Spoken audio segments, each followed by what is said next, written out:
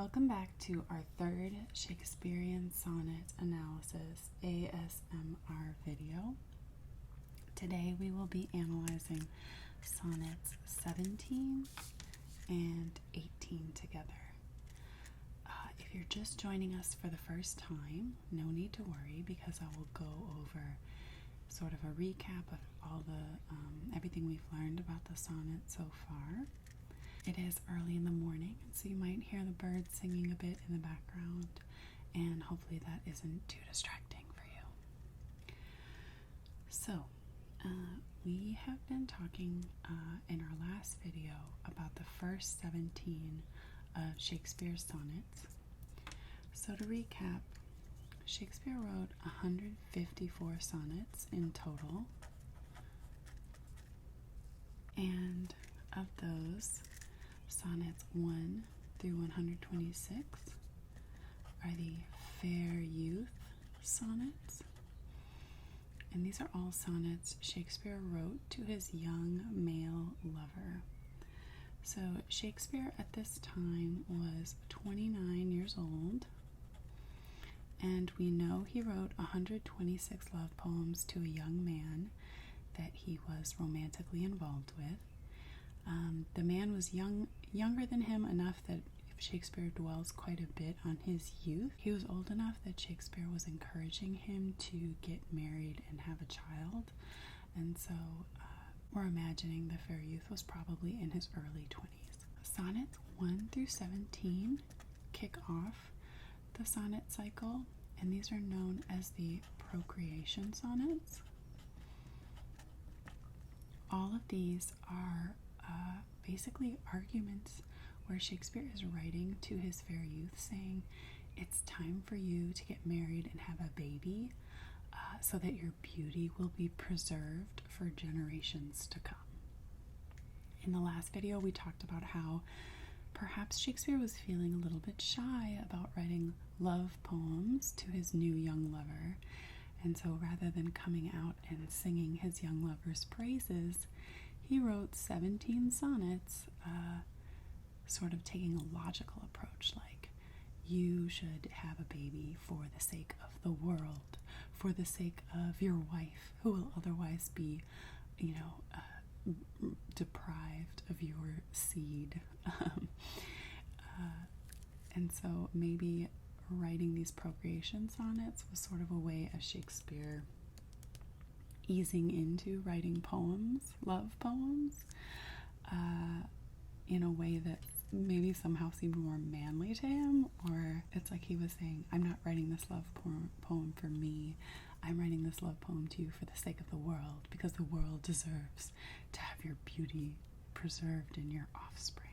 We don't know whether Shakespeare ever gave these sonnets to the young man. He could have just been sort of writing 16, 17 drafts of the same type of poem and never showed them to his lover.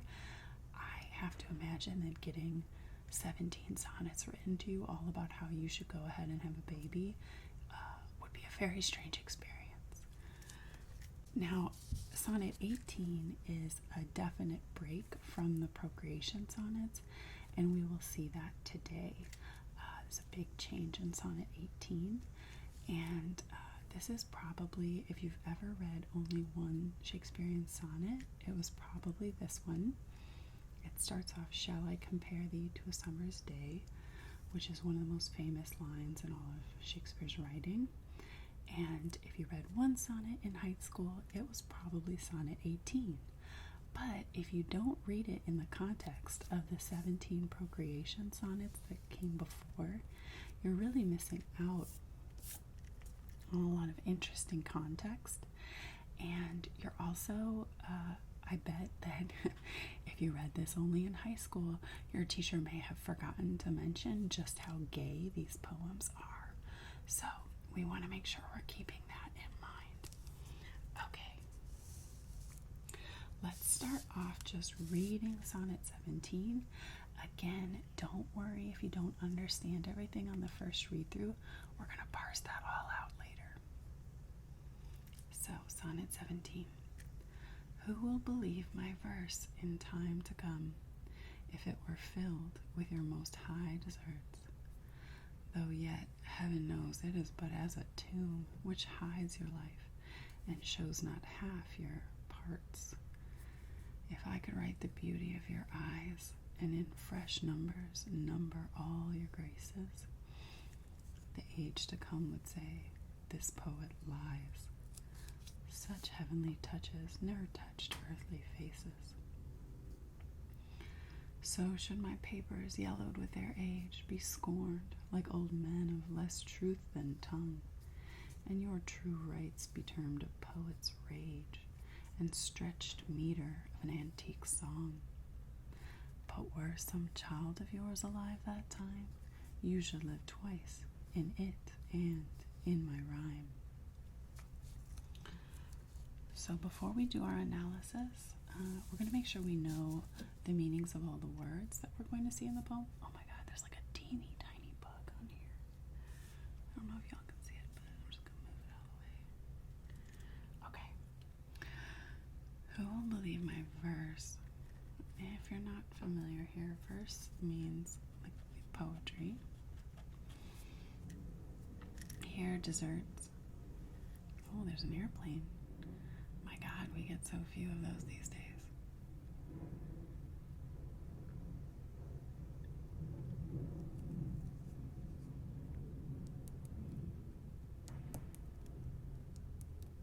Desserts, if you're not familiar, this isn't like ice cream after dinner.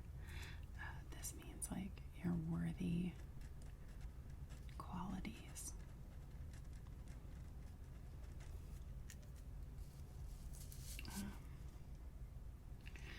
Scorned, in case you don't know, it means like looked down on. And this line's a little tricky. Old men of less truth than tongue. Kind of talking about like old folks who run their mouth a lot, right? They have a lot of tongue, and there's not a lot of truth of it. So there's kind of a stereotype of like old folks who tell tall tales. What else do we have? Oh, here, a poet's rage. A poet's rage. In Shakespeare's time, the line between mental illness and creativity was a little bit blurred. So rage could here mean both like madness, but it's the madness of an artist, like a creative trance or a hallucination, being struck by the muse. These things were more blurred in Shakespeare's time. In the next line, we have the stretched meter of an antique song. Stretched here could mean both like the meter is rhythm, the rhythm of a poem or a song. And stretched here could mean literally like drawn out, like a slower rhythm, but I think it means also exaggerated. Exaggerated. Okay. Alright, so let's go ahead and go through the poem and kind of translate it into modern English. Let's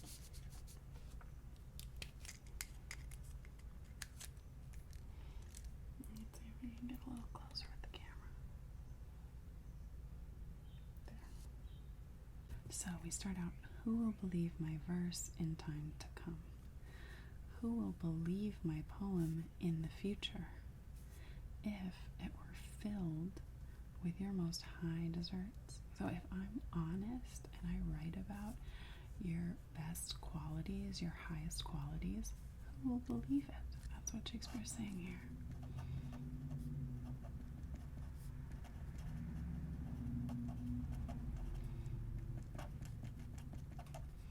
Who will believe me if I'm honest about how awesome you are?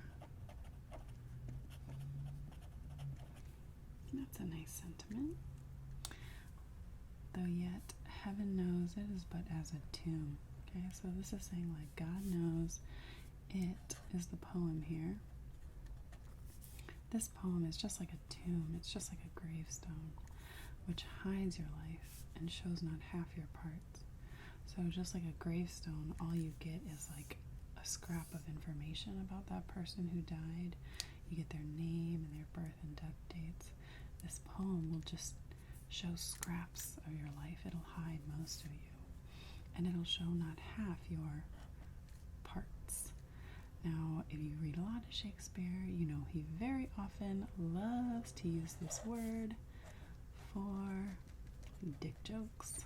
Okay, so my neighbor started weed whacking and I had to stop, and then I forgot to hit record when I started again, so I've gone a bit ahead of you. I'll catch you back up. I believe we were talking about dick jokes here. So yeah, Shakespeare loves to use the word parts to be a double entendre, also referring to a dick. So here he's saying this poem is like a tomb which hides your life and shows not half your parts, your good qualities, but also this poem cannot capture how great your dick is. So I summed it up as this poem can't capture your essence or big dick. If I could write the beauty of your eyes, and then that's pretty straightforward, right? And in fresh numbers, number all your graces. This line's a little tricky because he's playing on two different meanings of the word number. Numbers here, if you think of a singer introducing themselves, like, for my next number, I'll play. That's the kind of numbers here. So like my next song, my next poem. And here this number means like to list out. So if in fresh poems I listed out all your graces, all your good qualities, the age to come, the future would say, this poet lies. Such heavenly touches, ne'er touched earthly faces. And here, these two words, when you see an apostrophe replacing a letter in a word, Shakespeare's doing that to collapse a two-syllable word into a one-syllable word for the purpose of keeping the meter of the poem consistent. So keeping that iambic pentameter. Such heavenly touches, ne'er touched earthly faces. And so these four lines taken together, I wrote it out to mean, if I'm honest about how hot you are, no one in the future will believe me. So that's what you'll miss. Let's keep going. So should my papers, yellowed with their age. Again, he's giving us an image to establish that we're in the future now, right? Like right now, the original publications of Shakespeare's poems are very yellowed. Be scorned, be looked down on like old men of less truth than tongue. So people in the future will think that I was telling tall tales. And your true rights, your good qualities, be termed a poet's rage. So they'll say that your true qualities are some kind of creative madness, right? And the stretched meter, the exaggerated rhythm of an antique song, an old song. So basically, he's saying like in the future, they'll think I was exaggerating, if I'm honest about how awesome you are for poetic reasons. But finally we're getting the turn, and Shakespeare, almost as an afterthought, is remembering to return to his theme of procreation. So, but were some child of yours alive that time, you should live twice, in it and in my rhyme. And it here is the child. It's kind of nice that Shakespeare made it gender neutral. So almost as an afterthought, Shakespeare's returning to this theme of procreation. If you have a baby, you'll live on in it and this poem. So what's funny about reading this poem and then Sonnet 18 together is here Shakespeare is almost like feeling down on himself. he's saying in Sonnet 17, I'm not skilled enough to immortalize you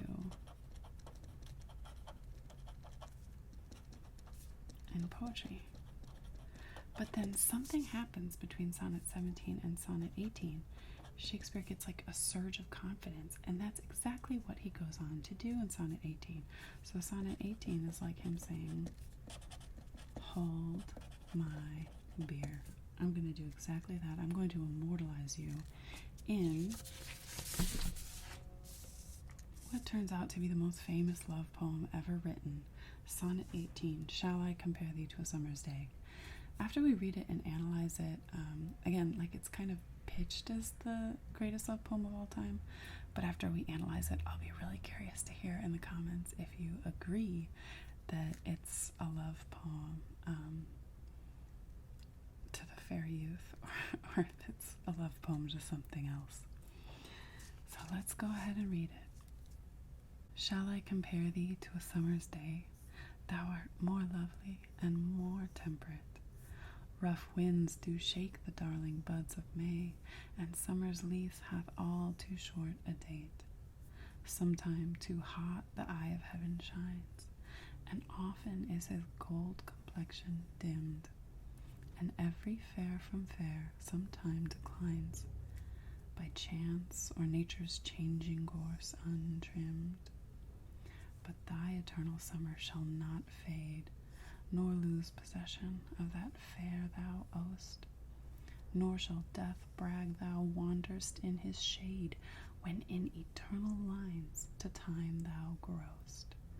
So long as men can breathe or eyes can see, so long lives this, and this gives life to thee. So, again, before we dive into analyzing it, we will make sure we know all these words. So temperate here means calm or pleasant, and it can refer to the weather or to someone's temperament, so someone's like emotional state of being. Is it calm and pleasant? Lease here is just like the lease on your apartment, right? It has a date when the lease ends. It's how long summer gets to stick around is its lease. Here we have the eye of heaven. Can you guess what that is? It's the sun. Great job if you guessed that. Complexion. I'm thinking maybe if you aren't someone who like wears makeup and reads a lot, you might not know that this is your skin, like your skin tone and color, and the quality of your facial skin is your complexion. And untrimmed. We had trimmed in Sonnet 98, which we analyzed first, and it meant decorated. Trimmed is decorated, so untrimmed means undecorated.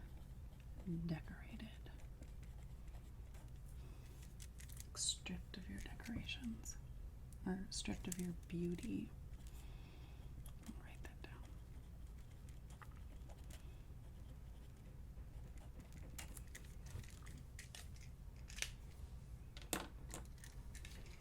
Okay, I think this is one of the easier sonnets to analyze. Again, we're going from a poem where he just said, I can't possibly immortalize you in poetry. And then he's going to go ahead and do just that. So, shall I compare thee to a summer's day? He's going to, spoiler alert, he's going to compare you, which again is our fair youth, to a summer's day. You are more lovely and more temperate. So you are prettier and more pleasant than a summer's day. Rough winds do shake the darling buds of May. So this is going to start like Shakespeare rattling off a list of complaints about summer's day, and presumably his young fair youth is nicer in comparison. So rough winds do shake the darling buds of May, and summer's lease hath all too short a date.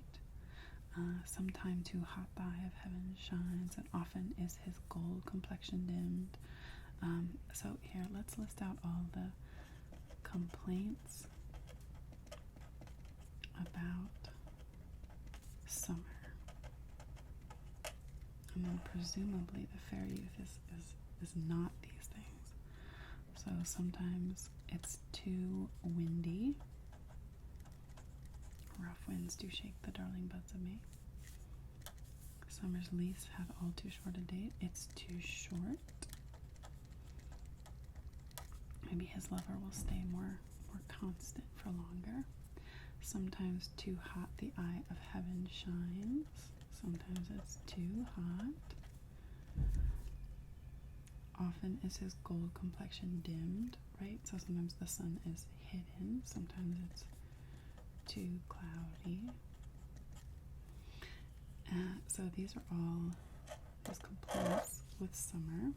And every fair from fair, every beautiful thing sometimes declines, sometimes becomes less beautiful, by chance or nature's changing course, untrimmed, undecorated. So here I'm picturing like a beautiful bush of flowers, right? And in early April, maybe there's like an azalea bush or a crepe myrtle just bursting with blossoms. But, you know, a squirrel comes along and knocks off some of those flowers, and just the progress of the season comes along, and eventually all the flowers fall off, and then it's just a shrub. So Shakespeare's saying every beautiful thing fades. But once again, we find our turn. There's always a turn, y'all. But thy eternal summer shall not fade. What? How is that possible, Shakespeare? Everything beautiful fades. You just said that. Nor lose possession of that fair, of that beauty thou owest, that you own. So your beauty won't fade. How's that possible, Shakespeare? He gets even more audacious in the next line. Nor shall death brag, thou wanderest in his shade. He's saying, you are never going to die. How are you going to pull that off, Shakespeare? Well, he'll tell you, when in eternal lines to time thou growest. The lines here are the lines of this poem. These are the lines, right? So, poetry. My people are being loud in my house. Okay. Here he's saying, my poetry, my lines will make you immortal. Just exactly what he said he couldn't do in the last poem. So long, we get the final rhyming couplet. So long as men can breathe or eyes can see, okay, until the end of humanity. So long lives this poem, and this gives life to thee. So until the end of humanity, this poem will be remembered, and so will you. Y'all, what a flex this poem is. Shakespeare was so sure that he had just written the greatest love poem of all time that he was like, this is going to live on forever. And spoiler alert, it has so far, right? Like, hundreds of years later, we're still reading this and teaching it in every high school in the world. What a flex. So my question to you is, do you really think this is a love poem to the fair youth? Or is it a love poem to Shakespeare's ego and skills, right? Who's Shakespeare really more in love with? in this moment that he's writing this poem. I would love to hear what you think in the comments. So, we are finally done with the procreation poems. Thank goodness, because they get a little tedious. He has moved on to directly having the courage to write love poems himself to his lover, not under the guise of wanting him to have a baby. And in fact, much later in the sonnet cycle, I think we will see Shakespeare regretting all those poems, encouraging his fair youth to find a wife. So there's quite a bit of drama to come in Shakespeare's relationship with the fair youth, and I'm really excited to continue studying these sonnets with you and taking you on that journey. So I'll be back with another sonnet soon. Please subscribe to make sure you don't miss it, and like and comment to let me know, how would you feel if you got 17 sonnets sent to you telling you that you should have a baby because you're too hot to die? And how would you feel if you got sonnet number 18? Would you feel flattered by this, or would you think that your lover was pretty cocky? So let me know.